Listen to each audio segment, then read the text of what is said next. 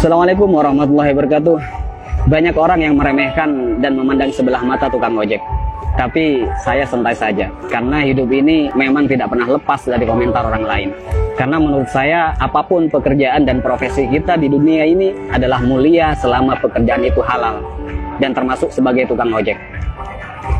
Menurut saya, ojek adalah pekerjaan yang membuat kita menjadi lebih tenang, santai, bebas, dan leluasa. Karena pekerjaan ini bisa mengatur waktu kita sendiri, dan bukan kita yang diatur-atur. Ada yang mengatakan hidupnya kurang beruntung karena jadi tukang ojek. Justru menurut saya, jadi tukang ojek adalah keberuntungan yang luar biasa. Karena profesi ini mampu memanage waktu kita sendiri, terutama waktu untuk beribadah kepada Allah Subhanahu wa Ta'ala. Ketika menjelang waktu sholat, kita bisa mematikan aplikasi dulu untuk menjalankan kewajiban sholat tepat waktu dan bahkan berjamaah di masjid. Kalau pekerjaan yang lain, saya rasa belum tentu bisa. Tak mengapa kita dipandang hina oleh makhluk, yang terpenting tidak hina menurut pandangan Allah Subhanahu wa Ta'ala. Intinya, tak perlu mendengarkan apa kata orang selama profesi yang kita geluti tidak keluar dari yang namanya koridor syariat. Syukuri seperti apapun keadaan dan kondisi kita, dan jangan selalu membandingkan dengan hidup orang lain, agar kita tidak menjadi orang yang kufur nikmat. Dan yang perlu diingat, apapun profesi kita, tetap harus Allah yang dijadikan prioritas dan tujuan utama. Karena Allah menciptakan kita, wa ma khalaqtul jinna wal insa illa liya'budun. Tidaklah aku menciptakan jin dan manusia semata-mata hanya untuk beribadah kepadaku. Maka apapun status kita, apapun profesi kita dan pekerjaan kita, dan apapun peran kita dalam hidup, niatkan semuanya untuk ibadah kepada Allah Subhanahu wa Ta'ala. Ada sedikit motivasi dari saya, semoga bermanfaat. Bismillahirrahmanirrahim. Banyak orang kaya gelisah dengan kekayaannya dan hitung-hitungan dalam bersedekah, bahkan bersifat pelit dan kikir. Banyak artis bercerai padahal pasangannya sempurna, kaya, ganteng dan cantik. Banyak pejabat korupsi, padahal puluhan juta gaji dari jabatannya. Banyak polisi yang tak mengayomi, tapi malah memeras rakyat. Ada yang mengatasnamakan perjuangan, malah menilap dana bos. Banyak pembisnis sukses, tapi tidak jujur. Banyak yang masih bergelut dengan riba, hanya untuk gaya hidup.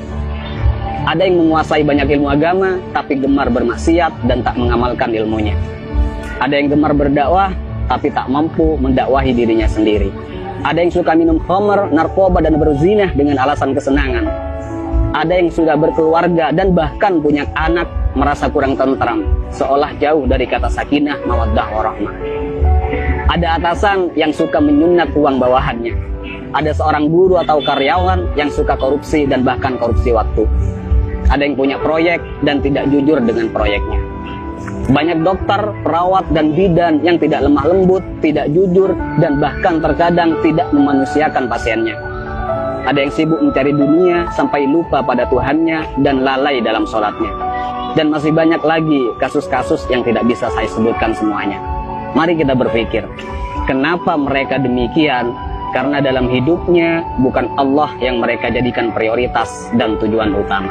Karena jika Allah yang mereka jadikan prioritas dan tujuan utama dalam hidupnya, maka sangat mustahil mereka berbuat demikian.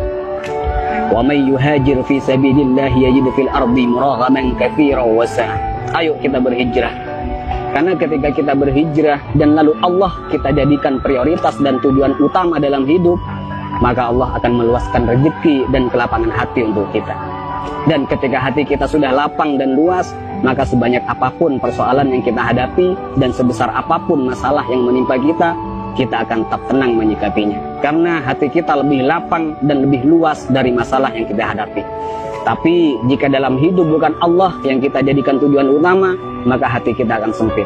Jadi sebanyak apapun harta kita, setinggi apapun pangkat dan popularitas kita, semua malah tak akan henti menggelisahkan dan bahkan membingungkan. Karena hati yang sempit tak akan pernah merasa cukup dan bahkan akan menjadikan kita sebagai budak dunia yang tak akan pernah ada puasnya. Jadi sekali lagi buat teman-teman, tak usah malu apapun profesi dan pekerjaan kita. Selama itu halal, semua adalah pekerjaan yang mulia. Dan yang terpenting, apapun profesi kita, apapun pekerjaan kita, dan apapun peran kita dalam kehidupan, niatkan semuanya untuk ibadah dan jadikan Allah sebagai prioritas dan tujuan utama. Dan jika kita galau, gelisah, sedih, gundah gulana, hati tidak tenang, maka perlu kita cek. Pasti ada kesalahan dan maksiat yang kita lakukan. Dan sudah pasti kita meletakkan dunia di atas Tuhan. Dan juga saya pastikan hubungan kita dan Allah sudah tak lagi mesra.